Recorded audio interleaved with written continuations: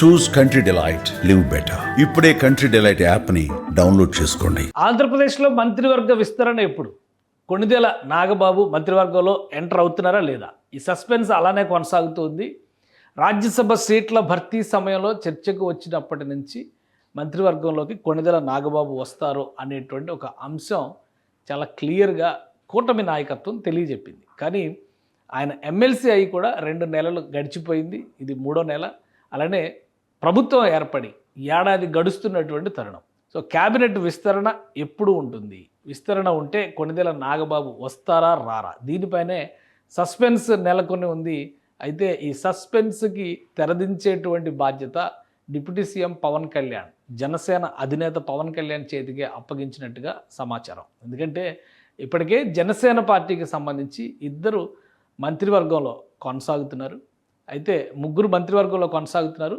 2 ఒకే సామాజిక వర్గం నుంచి ఉన్నటువంటి నాయకులు, మరొకరు వేరొక సామాజిక వర్గం నుంచి ఉన్నటువంటి నాయకులు. సో ఇప్పుడు నాగబాబు ఎంట్రీతో ఈ ఈక్వేషన్ మరింతగా బలపడేటువంటి అవకాశం ఉంటుంది. ముఖ్యంగా బడుగు వర్గాలకు చెందినటువంటి బీసీ, ఎస్సీ, ఎస్టీలకు చెందినటువంటి నాయకులు కూడా జనసేన పార్టీ నుంచి ఎమ్మెల్యేలుగా రిప్రజెంట్ చేస్తున్నటువంటి పరిస్థితి ఉంది. కాబట్టి ఈ కూర్పు విషయంలో ఒక స్పష్టత తీసుకునేటువంటి బాధ్యత జనసేన అధినేత పవన్ కళ్యాణ్కే ఇచ్చినట్టుగా సమాచారం. ఒకసారి విశ్లేషిద్దాం, అసలు ఎందుకు పవన్ కళ్యాణ్కే ఈ బాధ్యతని ఏపీ సీఎం లేదా కూటమి నాయకత్వం వహిస్తున్నటువంటి చంద్రబాబు నాయుడు గారు అప్పగించారు. ఒకసారి విశ్లేషించేటువంటి ప్రయత్నం చేద్దాం. అసలు ఆ రోజు ఏం జరిగింది అనే దానికి సమాధానం ఈ లెటర్. ఎందుకంటే తెలుగుదేశం పార్టీ అధినేతగా చంద్రబాబు నాయుడు ఒక మాట ఇచ్చారు. కూటమి ప్రభుత్వంలోకి నాగబాబుని తీసుకుంటున్నట్టుగా ఈ అంశంలో తేల్చి చెప్పారు. గత డిసెంబర్లో జరిగినటువంటి పరిణామాల్లో రాజ్యసభ సభ్యుల భర్తీ విషయంలో కీలకమైన నిర్ణయం తీసుకున్నారు. 3 స్థానాలు ఖాళీలు ఉన్నాయి. 3 2 తెలుగుదేశం పార్టీ, 1 బీజేపీకి ఇవ్వాల్సిన పరిస్థితి ఏర్పడింది. సో బీజేపీ తరపున ఆర్ కృష్ణయ్యకి ఈ సీటు కేటాయించారు. తెలుగుదేశం పార్టీ నుంచి బేద మస్తాన్ రావు అలానే సానా సతీష్కి ఈ రాజ్యసభ సీటు కేటాయించారు. కొణిదెల నాగబాబుకు వస్తుందని అందరూ ఆశించారు. ఎందుకంటే అనకాపల్లి ఎంపీగా ఆయన పోటీ చేసేటువంటి క్రమంలో బీజేపీ పొత్తు కోసమే ఆ సీట్ని వదులుకోవాల్సి వచ్చింది. అక్కడ సీఎం రమేష్ బీజేపీ అభ్యర్థిగా గెలుపొందారు. సో నాగబాబుకి అక్కడ స్పేస్ దొరకలేదు. తర్వాత జరిగినటువంటి ఈక్వేషన్స్లో ఆయనకి రాజ్యసభ సీట్ ఇస్తారనుకుంటే ఈ 3 సీట్ల భర్తీ సమయంలో బీజేపీ ఒక సీటు కావాలని పట్టుబట్టిన నేపథ్యంలో జనసేన పార్టీకి ఇవ్వాల్సినటువంటి వాటాని బీజేపీకి మళ్లించాల్సిన పరిస్థితి ఏర్పడింది. సో ఆ క్రమంలోనే ఈ నోట్ రిలీజ్ చేసేటప్పుడు జనసేన ప్రధాన కార్యదర్శి శ్రీ కొణిదెల నాగబాబు గారిని రాష్ట్ర మంత్రివర్గంలోకి తీసుకునేందుకు నిర్ణయించబడమైనది అని అప్పుడు చెప్పారు. అప్పటికి నాగబాబు ఎమ్మెల్సీ కాదు, ఎమ్మెల్యే కాదు. సో ఎమ్మెల్సీకి సంబంధించినటువంటి భర్తీ మార్చి నెలలో జరిగింది. మార్చిలో ఎమ్మెల్సీగా నాగబాబు ఎన్నికయ్యారు. సో వెంటనే కూడా ఆయన మంత్రివర్గంలోకి వచ్చేస్తారని అందరూ ఆశించారు. బట్ దానికి బ్రేక్ పడింది కొన్ని అనివార్య కారణాల రీత్యా చూసినప్పుడు. ఎందుకంటే ఎమ్మెల్సీలు ప్రస్తుతం జనసేన పార్టీకి 2 ఎమ్మెల్సీలు ఉన్నారు. 2 ఎమ్మెల్సీలు కూడా కాపు సామాజిక వర్గానికి చెందినటువంటి ఎమ్మెల్సీలే ఉన్నారు. ఈ మొదట ఇచ్చినటువంటి హరిప్రసాద్ గారు, పిడుగు హరిప్రసాద్ గారు ఎమ్మెల్సీ, ఆయన కాపు సామాజిక వర్గమే. అలానే నాగబాబు 2వ సీటు పొందినటువంటి ఎమ్మెల్సీ జనసేన తరపున ఆయన కాపు సామాజిక వర్గమే. సో జనసేన నుంచి 2 సీట్లు కూడా కాపులకే ఇచ్చారనేటువంటి అభిప్రాయం, జనసేన రిప్రజెంటేషన్ కేవలం కాపులకే ఇస్తున్నటువంటి సంకేతం వస్తున్నట్టుగా కనిపిస్తోంది అనేటువంటి అభిప్రాయం రావడం. మంత్రివర్గ కూర్పు విషయంలోకి వచ్చేసరికి already Pawan Kalyan deputy CM హోదాలో ఉన్నారు. పవన్ కళ్యాణ్ గారి తర్వాత నాదెండ్ల మనోహర్ ఉన్నారు. అలానే నాదెండ్ల మనోహర్ గారి తర్వాత మరొక వ్యక్తి కందుల దుర్గేష్కి కూడా క్యాబినెట్లో చోటు దక్కింది. సో కందుల దుర్గేష్ వీళ్ళందరూ కూడా ఒక ఈక్వేషన్ ప్రకారం చూస్తే సామాజిక వర్గం మళ్ళీ ఒకటే అవుతుందని పవన్ కళ్యాణ్ గారు, కందుల దుర్గేష్ గారు 2 కూడా కాపు సామాజిక వర్గానికి చెందినటువంటి నేతలే అవుతున్నారు. నాదెండ్ల మనోహర్ గారు కమ్మ సామాజిక వర్గానికి చెందిన నేతలే అవుతున్నారు. సో జనసేన పార్టీ మినిస్టర్స్ రిప్రజెంటేషన్స్లో పూర్తిగా అగ్రవర్ణాలకే ప్రాధాన్యం ఇచ్చిందనేటువంటి అభిప్రాయం వస్తున్న నేపథ్యంలో ఎమ్మెల్యేలుగా గెలిచినటువంటి వాళ్ళు ఎస్సీలు ఉన్నారు, ఎస్టీలు ఉన్నారు, బీసీ వర్గాలకు చెందినటువంటి నాయకులు కూడా ఉన్నారు, ఓసీల్లో కూడా ఇతర కేటగిరీలు ఉన్నారు.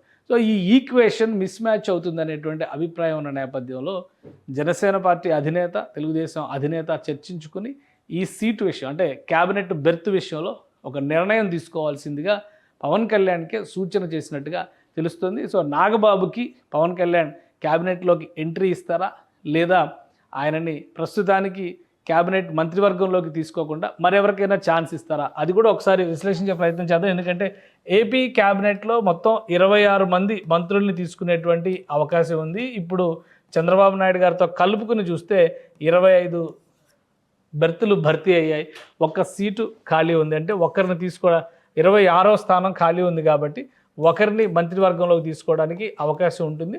సో పార్టీలో చూస్తే జనసేన పార్టీలో సీనియారిటీ పరంగా చూస్తే కనుక అనుభవం ఉన్నవాళ్ళు, అలానే బ్యూరోక్రటిక్ ఎక్స్పీరియన్స్ ఉన్నటువంటి వాళ్ళు కూడా ప్రజాప్రతినిధులుగా ఎంపికైన వాళ్ళలో ఉన్నారు. సో వాళ్ళ నుంచి ప్రాతినిధ్యం తీసుకునేటువంటి ప్రయత్నం పవన్ కళ్యాణ్ చేస్తారా, లేదు మళ్ళీ నాగబాబుకే ఇస్తారా అనేటువంటి చర్చ ఇప్పుడు జరుగుతుంది. దీనికి కూడా ప్రధాన కారణం ఏంటంటే మంత్రివర్గం ఏర్పడి, అంటే రాష్ట్ర ప్రభుత్వం ఏర్పడి ఏడాది కావస్తున్నటువంటి తరుణం.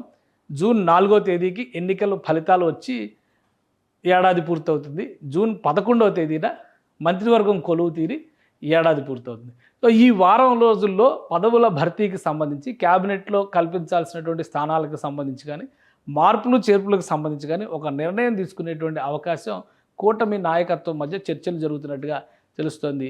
సో ఆ ఈక్వేషన్స్లో భాగంగానే నాగబాబుకి మంత్రి పదవి అనేటువంటి అంశం ఇప్పుడు హాట్ టాపిక్గా మారింది. అటు శాసనసభ, శాసన మండలి పరంగా చూసినప్పుడు ఈక్వేషన్స్లో ఈ రెండు పార్టీలు, అంటే ప్రస్తుతం ఉన్నటువంటి ఈక్వేషన్స్లో చూస్తే శాసన మండలి, శాసనసభ ఈ రెండు చోట్ల కూడా భిన్నమైనటువంటి ఈక్వేషన్స్ ఉన్నాయి. శాసన మండలి పూర్తి స్థాయిలో ఇంకా వైసీపీకి సంబంధించినటువంటి నాయకత్వమే బలంగా ఉంది. 32 స్థానాలు శాసన మండలిలో వైసీపీ చేతిలో ఉన్నాయి. టీడీపీ 10 స్థానాలు, ఇందులో 5 స్థానాలు ఎన్నికల్లో గెలుచుకున్నవి. ఎందుకంటే గ్రాడ్యుయేట్స్ ఎలక్షన్స్ కావచ్చు, ఉపాధ్యాయ ఎమ్మెల్సీకి సంబంధించినటువంటి ఎన్నికలు కావచ్చు, ఒక 5 ఇండిపెండెంట్ స్థానాల్లో ఉన్నాయి. అలానే నామినేటెడ్ పోస్టులు, నామినేటెడ్ 8 స్థానాలు ఉన్నాయి. ఇక బీజేపీకి ప్రస్తుతం 1 ఇచ్చారు, సోము వీర్రాజు గారికి 1 ఇచ్చారు, జనసేనకి 2 ఉన్నాయి. సో ఈ ఈక్వేషన్లో చూసినప్పుడు 13 స్థానాలు వీళ్ళకి వచ్చినట్టుగా మనం చూడాల్సి ఉంటుంది.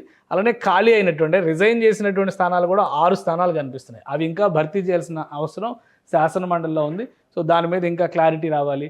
అలానే శాసనసభ పరిస్థితి చూస్తే కనుక అవుట్ అండ్ అవుట్ 93% రిజల్ట్తో కూటమి నాయకత్వం ఇక్కడ కనిపిస్తూ ఉంది. ఈ బ్లూ కలర్ మినహాయించి మిగతా మొత్తం కూడా కూటమి సర్కిల్గానే మనం చూడాల్సి ఉంటుంది ఇక్కడ వరకు. సో మొత్తం 93% కూటమి కంట్రోల్లోనే ఉంది.